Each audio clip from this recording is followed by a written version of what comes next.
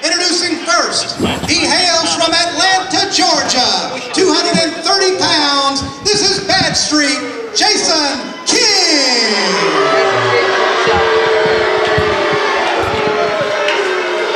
And ladies and gentlemen, his opponent is from the Queen City of Charlotte, North Carolina, 225 pounds. This is George South Jr. Our referee for the opening contest, Mr. Rob Knight. What's that? Bring me on. Good evening, everybody, and welcome to Carolina Championship Wrestling. We're back in Lenore, North Carolina, November the 6th. Dan Paris, and it's my honor to have here at ringside magazine guru and legendary figure in professional wrestling himself, Bill Apter. Good evening, Bill. Thank you. It is a pleasure to be down here and back in the Carolinas again, which was one of my favorite territories during the days of Jim Crockett Promotions. And all the fans down here have remembered me, and it's still one of my favorite territories. Oh, we've got an exciting card coming up, and this is our opening contest. We got Badstreet Jason King in the black and yellow to take on second-generation competitor, getting the crowd solidly behind him, and that's George South Jr. Now, I'm very interested in seeing George South Jr. No knock to Jason King, but as you know, through the years in the magazines, we did many, many stories on George Sr., and he always told me that he hoped his boy would become a wrestler, and this is my first look at him. Well, it's he's been around a little bit, but I'll tell you what, George South Jr., unlike his father, has pretty much tried to wrestle his career within the framework of the rules. You know, George South Sr., notorious for breaking every rule there is. Yes, but as you know, he has a training school, and he teaches people the art of scientific wrestling. George South Sr. can wrestle by the rules if he chooses to. And his son obviously liked that part of the training a lot more than, here, son, this is how you kick and punch. That's right. All right, we got South taking the momentum on Jason King with an arm drag. Now in the arm bar, he's got his man grounded. I'll tell you what, Bill, this match is a throwback. Every match tonight, literally from bell to bell, from main event to main event, is a throwback to wrestling from a long, long time ago. Well, wrestling the way it was and wrestling the way it is going to be, because this federation is breaking new ground by bringing fans back to pure wrestling again. Well, that's what's on the marquee, and that's what it's all about. All right, Jason King missing a lariat. Back elbow smash. What have we got? Oh, up and over. Now, see, that's a great maneuver that I've seen his dad use in training.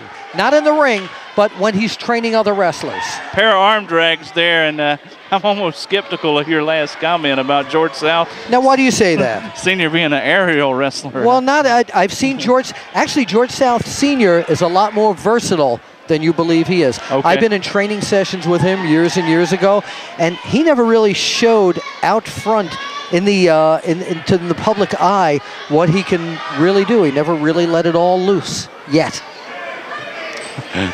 All right, and George South Jr. has his man in an arm bar. Jason King with a rabbit punch right into the kidney. Hip lock takeover, and he's clamping onto a headlock. Solid fundamental wrestling. South coming up with the head scissors. I do want to say also it's a thrill to be working at the commentators table with you. I've heard you many, many times, and you're a legend in the broadcasting business down here. Oh, Bill, I'm flattered, but I guess I owe you dinner for telling all these lies here in the broadcast. As long as it's not Crystal Burger, then we're fine. I'm a legend in my own mind. All right, we got a backslide. Only a count of one. South back to the arm drag. I'll tell you what, George South Jr. is sticking to a game plan. The old adage from the Andersons a long time ago, pick out a body part, stay on top of it. That's what George South Jr. is doing. And he is doing that perfectly as he works on that left arm of Jason King. All right, Jason King going to have to work his way up to his feet. He's got to be thinking 2 or 3 moves ahead to get out of this and what to do next. The fans obviously on the side of George South Jr. That's right, no doubt. You know, like I said, he's a popular youngster, and And Jason King right now taking the measure. George South Jr. trying to work his way up. By the way, photographers from all over the globe here tonight. There's a gentleman from Japan taking pictures and another gentleman from a New York press service as well. Heavy media here tonight, including you. I mean, well, absolutely. And tonight, I will be getting into the ring to debut my new Aptors Alley segment right here in Lenoir, North Carolina. And my guests are going to be the Midnight Express. Oh, I'm going to tell you, I can't wait. I can't wait to see what this is all about, because tonight, main event is Steamboat, Ricky Steamboat, special referee. Rock and Roll Express collide with the original Midnight Express with Stan Lane at ringside, so you've got a ton of questions to open up here. Well, one of my questions is where is James E. Cornette and his infamous tennis racket? Does Stan Lane have the tennis racket if Cornette's not here tonight? I don't know, but I'll tell you one thing. Where they're at, he can't be too far behind. Well, I'll tell you something. There's a gentleman in the 18th row in section D22 who looks a lot like Jim Cornette to me.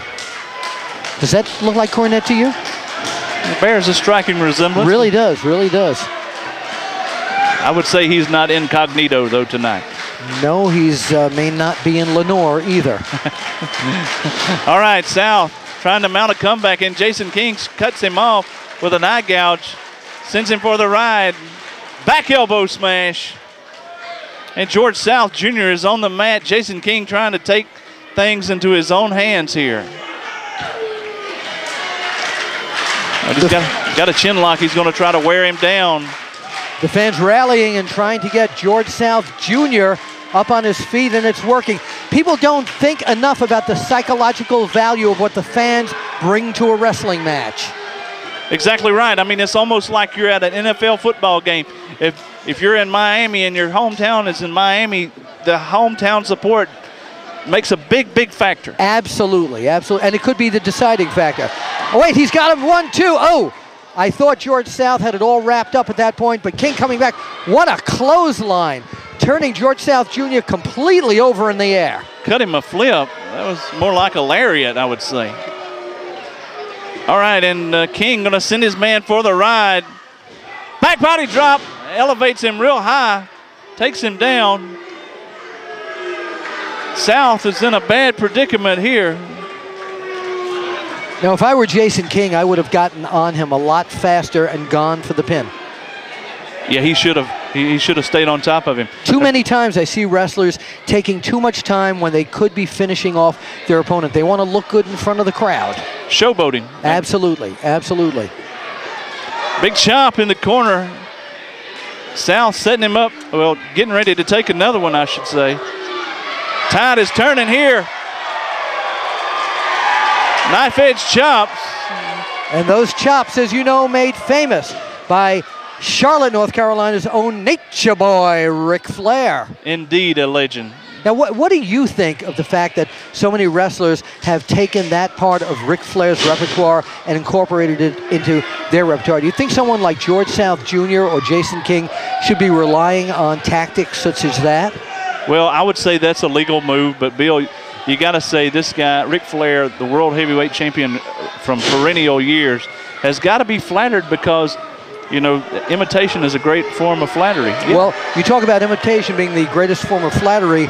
Ric Flair, from what I believe, imitated the great Wahoo McDaniel, who used to slap those tomahawk chops in Ric Flair's chest. That's right, the late Wahoo McDaniel. All right, flying headbutt and misses. What a mistake by Jason King, thinking that George South was already finished. All right, well, both of these guys trying to get their second win. South pounding the mat. King trying to regain his composure here. The fans going crazy, telling George South Jr. to get up and get back in the game, and he looks like he is doing that right now. Punches exchanged. Super kick blocked. What have we got here? He's got him up. Oh, the old Samoan drop. He dropped him. He dropped him right on his head. South going up to the top. I hope he's not taking too much time here. This will give Jason King a chance to recover. He's got to get up there faster. launches off. Frog splash. George South Jr. gets the win. George South Jr. beating Jason King. And I know George South Jr. has been around for a while, but in my eyes, this was a debut because I had never seen him before. Well, I'll tell you what, this kid has got a tremendous future ahead of him and a great victory. Jason King, nothing to be ashamed of for sure.